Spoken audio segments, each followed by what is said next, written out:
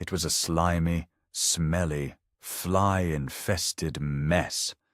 I was promised black gold for my garden, but all I got was a pile of stinking garbage that attracted every rat in the neighborhood. I followed all the rules, the greens, the browns, the turning, the moisture checks. And for what? For a heap of frustration. I was on the verge of giving up on composting entirely, convinced it was some secret art I just couldn't master. But then I stumbled upon a method so simple, so effective, it feels like cheating.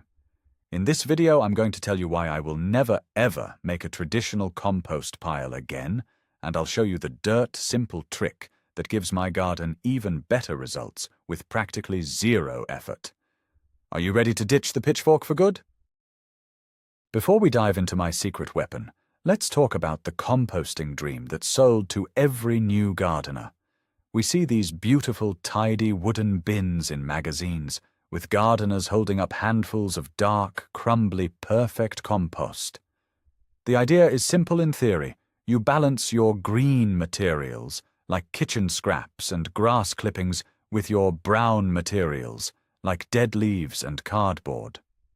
This creates the perfect environment for microorganisms to break everything down, generating heat that kills weed seeds and pathogens.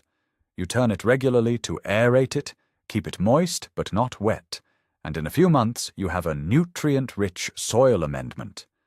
This is hot composting, the gold standard. But the reality for most of us is a constant, nagging battle against failure. It's a science experiment that can easily go wrong, leading to the problems I mentioned earlier, and honestly, who has time for that? Let's start with the first reason I broke up with my compost bin: the smell. A properly managed compost pile is supposed to smell earthy and pleasant. That's the theory. My reality was a pungent, ammonia-like stench when it was too wet and full of greens, or a sour, vinegary odor that signaled something had gone horribly wrong. It wasn't just unpleasant for me. It was unpleasant for my family and my neighbors. I tried everything to fix it. I added more browns. I turned it until my back ached. I tried to manage the moisture levels with the precision of a chemist. But one rainy week, or one accidental dumping of too many coffee grounds, could throw the whole system out of whack. The smell became a source of constant anxiety. Every time I walked past the bin, I'd brace myself. It was supposed to be a symbol of my eco-friendly lifestyle, but instead it was just a stinky monument to my gardening failures. I realized I was spending more time managing waste than actually gardening, and that's when the first cracks in my composting faith began to appear. Then came the pests. Oh, the pests. A compost pile, especially one that isn't perfectly hot, is like a 5-star, all-you-can-eat buffet for a whole host of creatures you don't want near your home. At first, it was just the fruit flies. Clouds of them would erupt every time I opened the lid. Annoying, but manageable. But then came the bigger problems. I started noticing tunnels and burrows around the base. Rats. They were drawn in by the food scraps and the warmth of the decaying pile. I tried burying the scraps deep in the center. I secured the lid as best I could, but they are persistent creatures. On top of that, raccoons and opossums saw my bin as a personal late-night diner. I'd come out in the morning to find the contents strewn across the yard. It was a constant losing battle. The dream of peacefully recycling my kitchen waste had turned into an active effort to keep a menagerie of wild animals from taking over my backyard. It was stressful, unsanitary, and a far cry from the serene gardening experience I had envisioned. The compost bin had become a major liability. Let's talk about the sheer physical labor involved. Proponents of hot composting will tell you that turning your pile is essential. You need to move the cooler, outer material into the hot center to ensure everything breaks down evenly and to aerate the pile, which keeps the beneficial microbes happy. This means getting out there with a pitchfork or a special compost aerator tool and heaving heavy, damp, and often smelly material from one spot to another. In the beginning, I was enthusiastic. It felt like a good workout. But after a few months, it just became another chore on a never-ending list. It's tough on your back, it's dirty work, and if you forget to do it for a couple of weeks, the whole process can stall out and go anaerobic, which means, you guessed it, more bad smells. Then even if you succeed, you're not done. The finished compost often needs to be sifted to remove large, uncomposted chunks before you can use it on your garden beds. It's a multi-step, labor-intensive process that can take months from start to finish. I started to wonder if the reward was really worth all of this back-breaking effort. Another major issue was the space and aesthetics. A compost pile or bin is not exactly a beautiful garden feature. It takes up a significant footprint in your yard, and it's a space you often want to hide away in a corner. I had a standard black plastic bin, which was functional but ugly. Even the fancy wooden 3-bin systems, while impressive, dominate a landscape. For people with smaller yards or for those who value a clean, tidy aesthetic, a compost pile is a real challenge. It's a designated mess zone. There's the pile itself, plus the area around it where you store your browns, your tools, and where things inevitably spill over. It can look cluttered and unkempt, no matter how hard you try. I found myself designing my garden around hiding this functional but unsightly feature. It felt like I was sacrificing valuable garden real estate for a process that was already causing me headaches. I wanted my entire yard to be a place of beauty and relaxation, and the compost corner was the one area that consistently failed to meet that standard. Now let's get into a big myth that needs to be debunked. The myth is that you absolutely need a dedicated compost pile to have a healthy, thriving organic garden. We're told it's the only responsible way to recycle kitchen scraps and build soil, but that's simply not true. Nature has been composting for billions of years without a single plastic bin or pitchfork.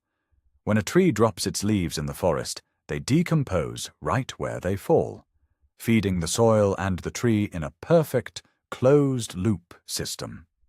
The idea that we have to gather all of our organic matter into one specific, highly managed pile is a human invention, designed to speed up the process. But it's not the only way, and as I discovered, it's often not the best or most efficient way. The goal isn't to make compost, the goal is to build healthy soil. Making compost is just one tool to achieve that goal, and it's a surprisingly complicated and often unnecessary one. Another common misconception is that a compost pile is the only or best way to recycle your kitchen scraps. When you start gardening, you quickly become aware of how much organic waste your household produces. Vegetable peels, eggshells, coffee grounds. The compost bin is presented as the perfect destination for these items. But think about what you're actually doing. You're taking nutrients from your kitchen, moving them to a bin in the corner of your yard, managing them for months, and then physically moving them again to your garden beds. It's a whole lot of transportation and middle management for those nutrients. What if you could skip the middleman? What if the nutrients could go directly from your kitchen to your garden soil to be broken down in place? This is the core idea that led me to a better system. The compost pile isn't a recycling center, it's a processing facility. And I realized my garden could be the facility itself, with no extra work required from me. They say hot composting is fast, but fast is a very relative term. In ideal conditions, with the perfect ratio of materials and regular turning, you might get finished compost in 2 to 3 months. But how often are conditions ideal for the average home gardener? More often than not, the process takes much longer, sometimes up to a year or more, especially if you're doing a more passive, cold composting method. You're constantly adding new material, so you never have a truly finished pile. You have to stop adding to one pile and start a second one if you want to harvest a full batch. This leads to the infamous multi-bin systems that take up even more space. So while it might be faster than letting a leaf rot on the pavement, it's by no means an instant gratification process. It requires immense patience. You're putting in work today for a reward you might not see until next season. I found that delay frustrating and a poor return on my investment of time and energy. Finally, let's address the idea that composting is easy for beginners. I disagree completely. I think traditional composting is actually one of the most complex and intimidating things a new gardener can attempt. You're immediately bombarded with chemistry terms like carbon to nitrogen ratios. You have to learn what counts as a green and what counts as a brown. You have to worry about moisture levels, temperatures, and aeration. There are so many variables and so many ways for it to go wrong. When a beginner's first attempt at composting results in a smelly, slimy, pest-infested failure, it's incredibly discouraging. It can make them feel like they have a black thumb and that organic gardening is too complicated. I believe we should be teaching beginners the simplest, most foolproof methods for building soil first, to give them an early success and build their confidence. Starting with a hot compost pile is like trying to learn to cook by making a perfect beef Wellington on your first day.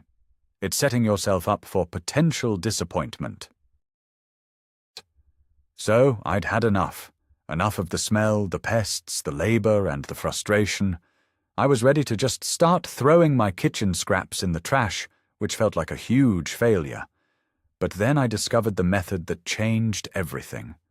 It's called trench composting, or sometimes pit composting, and it is exactly as simple as it sounds. Instead of piling your organic matter up, you bury it directly in your garden soil. That's it. That's the whole trick. You dig a trench or a hole, you dump in your kitchen scraps, and you cover it back up with the soil you just removed. It's a method that has been used for centuries, long before fancy compost tumblers were ever invented. It's elegant, it's efficient, and it completely eliminates every single problem I had with my traditional compost pile.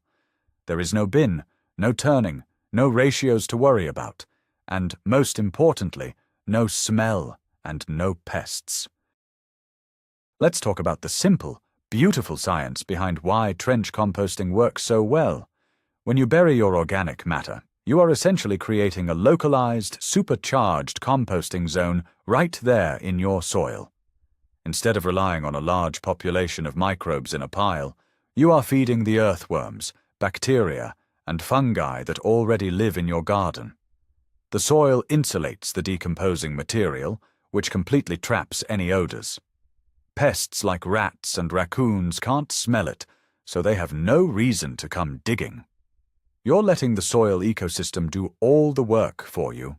The worms are the real heroes here. They are drawn to this concentrated food source like a magnet. They will come from all around to feast on your scraps, and in the process, they will tunnel through the soil, aerating it and leaving behind their own nutrient-rich castings. You're not just adding nutrients, you are actively building a thriving underground ecosystem. It's a slow and steady process, a direct partnership with nature rather than an attempt to control it. One of the biggest advantages of this method is direct nutrient delivery. With the traditional compost pile, a lot can be lost before it ever reaches your plants. Every time it rains, valuable, water-soluble nutrients can be leached out of the pile and washed away. The process of decomposition also releases nitrogen into the atmosphere. You end up with a great final product, but it's less potent than the sum of its original parts. When you bury your scraps directly in the garden bed, 100% of those nutrients stay right where you want them. As the material breaks down, the nutrients are released slowly and steadily into the root zone of the plants you'll eventually grow there. There is no leaching, no atmospheric loss. The roots of your future plants can grow down and tap directly into these pockets of incredible fertility. It's like creating a slow-release, custom-made organic fertilizer right inside your soil. It's a far more efficient and targeted way to enrich your garden. And now for my favorite part, the lazy factor. Trench composting is the ultimate method for the lazy, or as I prefer to say, efficient gardener. There is zero maintenance. Let me repeat that. Zero. You dig, you dump, you cover. That's the entire process. There is no turning, no checking moisture levels, no sifting, no worrying about C to N ratios. You can bury anything you would normally put in a compost pile. I keep a bucket with a lid in my kitchen, and when it's full, I take a 5-minute trip to the garden, dig a quick hole, and I'm done. The amount of time and mental energy this has freed up is astounding. I no longer dread dealing with the compost. It's no longer a chore on my to-do list. It's just a simple, quick, and satisfying part of my routine. This method allows you to spend less time managing waste and more time enjoying your garden, which is the whole point, isn't it? So how do you actually do it? Let me walk you through the basic method. First, identify an area in your garden that you plan to plant in later.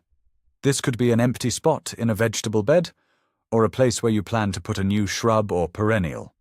Take a shovel or a garden spade and dig a trench about 12 inches or 30 centimeters deep. The length and width are up to you. It just needs to be big enough to hold the scraps you have. Pile the soil you remove right next to the trench. Next, take your bucket of kitchen scraps, your coffee grounds, vegetable peels, eggshells, and so on, and dump them into the bottom of the trench. Spread them out a bit so they form a relatively even layer. Finally, take the soil you piled up and use it to completely cover the scraps. Make sure you have a good 6 to 8 inches of soil on top. This is key to preventing any smells or pests. Pat the soil down gently with the back of your shovel, and you're finished. Nature will take it from here. Once you master the basic technique, you can get a bit more strategic with a method called rotational trenching. This is perfect for a standard raised bed or an in-ground vegetable plot. Imagine your garden bed is divided into several sections. In the fall or early spring, long before you plant, you dig a trench down the middle of one section and bury your kitchen scraps for a few weeks. Then you move to the next section and do the same thing. You systematically work your way through the entire bed over the course of the off-season. By the time you're ready to plant, you have enriched the entire bed with these pockets of decomposing organic matter. Your soil will be teeming with worms and microbial life. The soil structure will be loose and friable. You are essentially pre-charging your garden with all the fertility it will need for the upcoming season.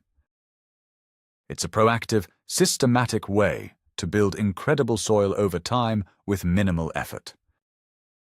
Now, trench composting has a close cousin that is perfect if you don't want to do any digging at all. It's called sheet mulching, or lasagna gardening. With this method, you build your soil up in layers directly on the surface. You start by laying down a layer of cardboard to smother any existing weeds. Then you add a layer of your kitchen scraps or other green materials. On top of that, you add a thick layer of brown materials, like shredded leaves, straw, or wood chips. You can repeat these layers like you're making a lasagna. Over time, this entire pile will decompose in place, creating incredibly rich, dark soil that you can plant directly into.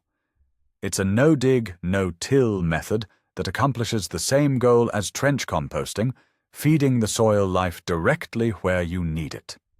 This is an amazing way to start a brand new garden bed on top of a poor lawn or compacted soil.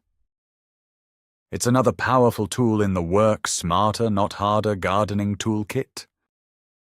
It's important to note that even with these bury-it methods, some old composting rules still apply. You should still avoid putting certain things in your garden. This includes meat, dairy products, and oily or greasy foods. While the soil can eventually break these things down, they are much more likely to attract burrowing animals, even when buried deep. They can also harbor pathogens that you don't want in your garden soil. So, stick to plant-based kitchen waste. All your fruit and vegetable peels, cores and trimmings, coffee grounds and tea bags, crushed eggshells, and stale bread or grains. These are the items that the soil ecosystem can process quickly and safely. Essentially, if it grew from the ground, it can go back into the ground. Following this simple rule will ensure your in-ground composting is successful and problem-free, giving you all the benefits without any of the potential drawbacks. Let's talk about the long-term benefits, because this is where the magic really happens. This isn't just a one-time fix, it's a cumulative process of building incredible soil. Every time you bury a bucket of scraps, you are permanently improving the structure of your soil in that spot. As the organic matter breaks down, it creates humus, which is a stable, sponge-like substance that acts as the foundation of healthy soil. Humus helps bind tiny soil particles together into larger aggregates. This creates pore spaces in the soil, which allows for better air and water penetration. Heavy clay soil becomes lighter and less compacted. Sandy soil gains the ability to hold on to moisture and nutrients. Over several seasons of practicing trench composting, you will transform your garden's foundation from the ground up, creating a resilient and fertile environment where plants can't help but thrive. One of the most visible and rewarding results of this method is the explosion in your earthworm population. As I mentioned, worms are the superstars of this system. By regularly providing them with these concentrated underground feasts, you are essentially creating the perfect worm habitat. A healthy worm population is one of the best indicators of healthy soil. They are nature's master plowmen and fertilizers. As they move through the soil, their tunnels create channels for air and water, and their castings are one of the most nutrient-rich organic fertilizers on the planet. When you dig in a bed where you've been trench composting, you'll be amazed. The soil will be dark, crumbly, and absolutely filled with earthworms of all sizes. It's a beautiful sight, and it's your proof that the underground ecosystem is firing on all cylinders. You're not just feeding your plants, you're cultivating a workforce of millions of tiny gardeners. Another critical benefit, especially in our changing climate, is the massive improvement in your soil's water retention. The humus created by the decomposition of your buried scraps acts like a giant sponge. It can hold many times its own weight in water, storing it and releasing it slowly to your plant's roots as needed. This makes your garden far more resilient to periods of drought. You'll find that you need to water less often, saving you time, effort, and a valuable resource. During periods of heavy rain, this same sponge-like structure helps the soil absorb the water quickly, reducing runoff and erosion. Instead of water sheeting off the surface of compacted soil, it soaks in deep, recharging the groundwater. This creates a more stable and less demanding garden environment, buffering your plants against the stresses of extreme weather. It's a simple change in practice that has profound and lasting effects on the hydrology of your little ecosystem. Ultimately, switching from traditional composting to this bury-it method completely changed my relationship with gardening. It took away the single biggest source of stress, failure, and frustration in my yard. It removed the pressure to be a perfect compost scientist and allowed me to just be a gardener. The process of dealing with kitchen scraps is no longer a chore I put off, but a simple, direct act of feeding the earth that will, in turn, feed me. It feels more natural, more intuitive, and more aligned with the cycles of nature. It has made organic gardening feel accessible and achievable, not like a complex set of rules to be memorized. My soil is healthier than it has ever been, my plants are more vigorous, and my time in the garden is spent on things I truly enjoy. I freed myself from the tyranny of the compost bin, and my garden has never been better. So there you have it. We've journeyed from the pain of the traditional compost pile, the awful smells, the unwanted pests, the back-breaking labor, to the simple, elegant solution of trench composting. By burying our kitchen scraps directly in the soil, we eliminate every single one of those problems. We feed the earthworms, we build incredible soil structure, we improve water retention, and we do it all with a fraction of the effort. We skip the middleman and deliver nutrients directly where our plants need them most. For me, this wasn't just a new technique, it was a complete paradigm shift. It's proof that sometimes the simplest, oldest methods are truly the best. My only regret is that I didn't discover this sooner. Thank you so much for watching. If this video has inspired you to ditch your own compost bin, please hit that like button and subscribe for more lazy gardening tips. And now I want to hear from you. What's your biggest composting nightmare? Or have you found an even easier method? Let me know in the comments down below.